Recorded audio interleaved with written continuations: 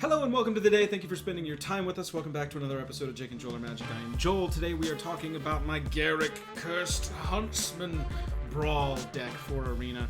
This is some Golgari goodness and I can't wait to share it with you. We got some gameplay at the end, so make sure you stick around. Real quick before we get started, if you wouldn't mind hitting like, hitting subscribe on the video, really helps us out. Only if you're logged in though. If you're not logged in, sit back and enjoy. If you are logged in though, click a button. Just go down there and click a button. Okay, let's get into the deck. What we have here is essentially a Golgari good stuff deck. We do want to ramp to Cursed Huntsman because he is 6 mana. And we want to be able to recast him if he does get removed. However, past that, we have got just a lot of valueful cards in this Golgari deck. We start with Knight of the Ebon Legion, one of my favorite one-drops in Standard right now. Gilded Goose to ramp, and Pelt Collector to grow. This, as a one-drop package, I'm very happy with. We get to play Knight or Mana Dork or something that's going to grow along with our board on turn 1 if we have it.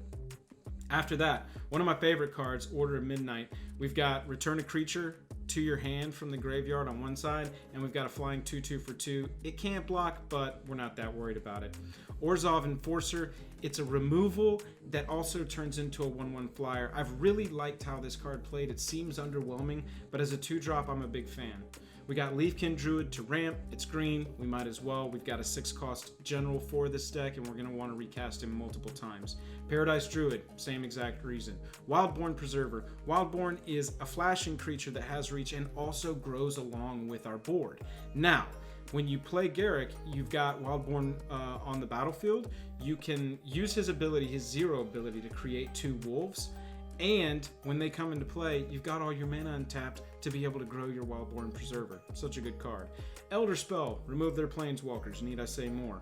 Plummet, destroy a creature with flying for 2 mana. This might seem a little underwhelming, however, we don't have a ton of flying in this deck. We're very good at the ground game, not that great at the flying game. So I have found that playing a copy of Plummet, just to go ahead and ace that like Niv Mizzet that's such a problem, is not that bad of a deal. Arcane Signet. Arcane Signet in this deck is kind of weird for me. I really like having it because it does present ramp, but it's a crap top deck late game. And being only 2 colors, this would probably be a card that you could cut in this deck if you have some like pet card that you really like in green or in black. Voracious Hydra. Removal on a stick. Love it. Finale of Eternity. I talked about Finale of Eternity in my Corvold deck. I really like that this possibly presents a 3-for-1 for like 3 mana or 4 mana. If you paid 3 mana for it, you're destroying 3 of their 1-butt creatures. Same, 4 mana turns into 3 of their 2-butt creatures. And if you top deck it late and you've got 12 mana available, then you can return all creature cards from your graveyard to the battlefield. I like that it changes whether you have it early game, it clears the board, or whether you have it late game, it helps you turn the corner and win the game.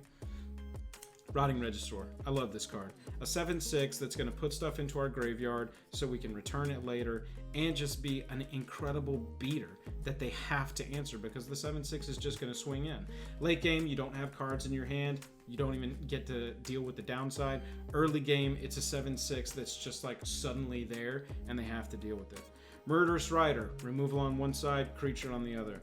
Nothing else to say about that one. Thrashing Brontodon. I love effects that are on sticks in Brawl. You get to gum up the board, and you get to destroy an artifact or enchantment if you need to. Leyline Prowler. Leyline Prowler is kind of a fun card for me. When this card was spoiled, I really loved it. I just like having a Death Touch 2/3, and it's a Mana Dork if you need it that can help us recast or ramp up to Garruk Cursed Huntsman. Murder. It kills a creature. Crushing Canopy. We got some versatility on this one. It's like Plummet that it kills a creature with flying because flying is not that great of a strength for us, but we can also destroy a pesky enchantment like Fires of Invention so that they can't have that anymore. Rankle is actually a strong flying creature for us, and it offers a lot of versatility with the different modes that it has. It can fill up our hand again with cards while they're taking damage. They also get a card, but whatever. We can make them discard a card if we play it early, empty their hand out, or we can make them sacrifice something that we can't deal with. Spawn of Mayhem is one of our strongest flying creatures, if not our strongest flying creature in the deck. Love this card. I play this card in Standard. It was just a card. Again, it's a Golgari good stuff deck at its core, and it offers a ton of value, especially if you can spectacle it out for 3.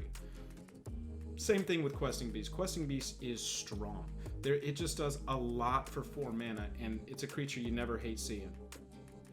Now, a creature that you hate seeing early is Golgari Finebroker. This is definitely a late game play. If you get this in your opening hand, you're probably going to want a mulligan.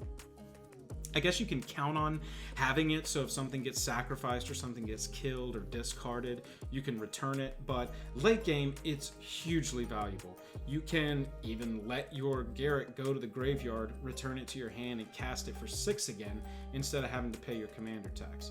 Ritualist Soot wipes the board of all their tokens and everything 3 or less converted.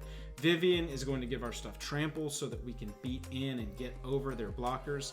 Vraska, because it just is so much good actions on one card. You can sack a permanent, draw a card, you can deal with something that's converted 3 or less, and if they don't answer it, you get to start casting, you get an emblem that your creatures could win you the game.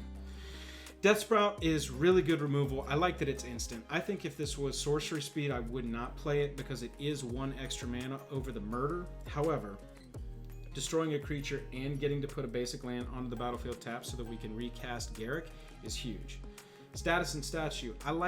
In Brawl, I like the versatility. I like having 2 different modes. I can make a 1/1 that's swinging in at a planeswalker, suddenly have death touch and kill their blocker, or I can just straight up kill that creature if I want to. Plus, it also hits artifacts and enchantments.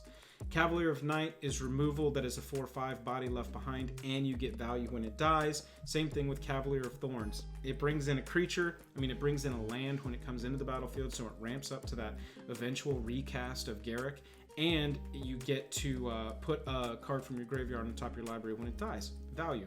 Return of the Wildspeaker. This is not a card that I was initially super high on. However, I have had this played against me so many times in game-winning swings or just refill their whole hand that I've completely come around on this card. It being instant is even huger. Nissa, a fantastic planeswalker. If you're in green, you probably need to consider very strongly playing Nissa just because of how good she is. Over there, we've got Find Finality. It's a board wipe. It also returns creatures from the graveyard to the battlefield. From the graveyard to the hand. Casualties of War. Talked about this card in my Corvold deck as well. This is a card that could be cut, I think. It is 6 mana, but if you can get a 3-for-1 out of it, it's suddenly very valuable. You're going to have creatures and lands on the battlefield, so you're at least going to get a 2-for-1. And if you can hit an enchantment or a planeswalker or an artifact and turn it into a 3-for-1, I think you're getting good value out of this 6 mana. Now, if you can hit all 5, super dope. Plus, it's Brawl, so you're going to have the ability. It's safe to think that you're going to have a target for all 5 by the time you've got 6 mana. Cauldron of Eternity. We've already seen a lot of stuff dying. We've already seen a theme of bring it back. Cauldron of Eternity is a fantastic card to bring cards back to the battlefield, and it's a must answer or you're just going to be able to run your opponent over.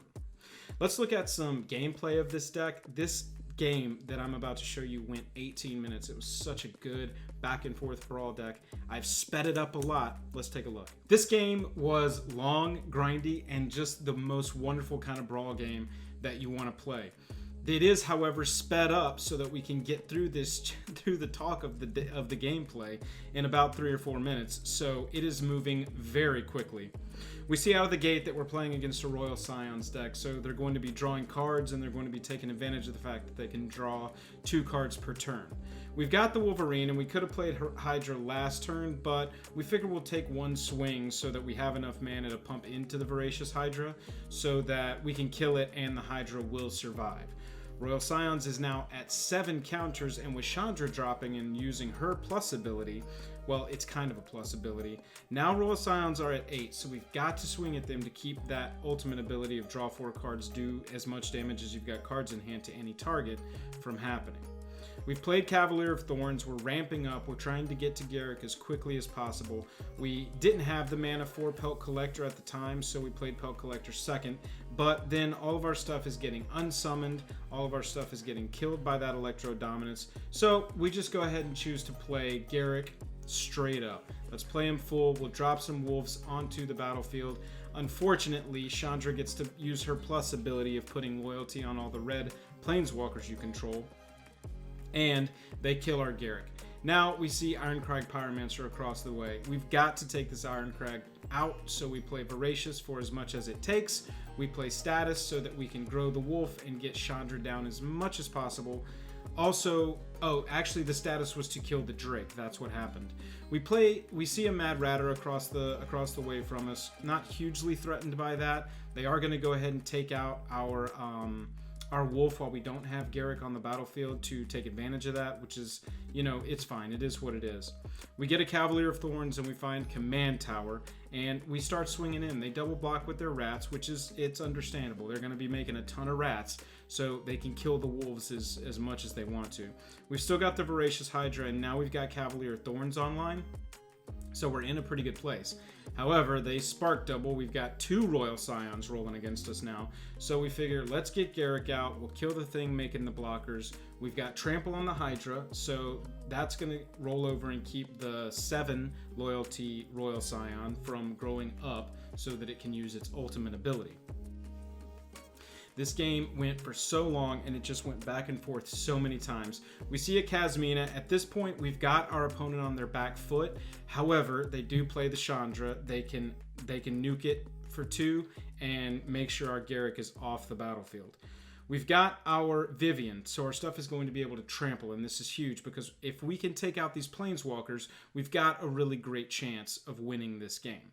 So we're going to swing at Chandra and at the Royal Scion that is at 5 so that we can just take it out completely. And we play a Spawn of Mayhem because it flies over their wizards that Kasmina can make.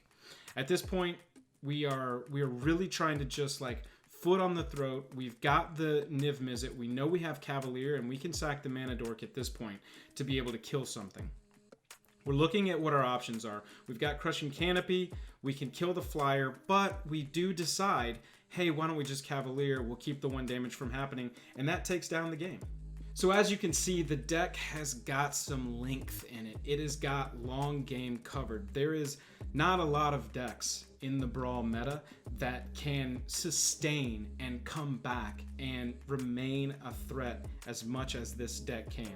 I really appreciate everybody watching. Like I said, if you're logged in and you want to click a button, we'd love if you clicked a button. If you want to support us further, we've got a Patreon. The link is down in the description below. And don't forget, we are streaming on Twitch 2 times a week, Tuesday and Thursday nights.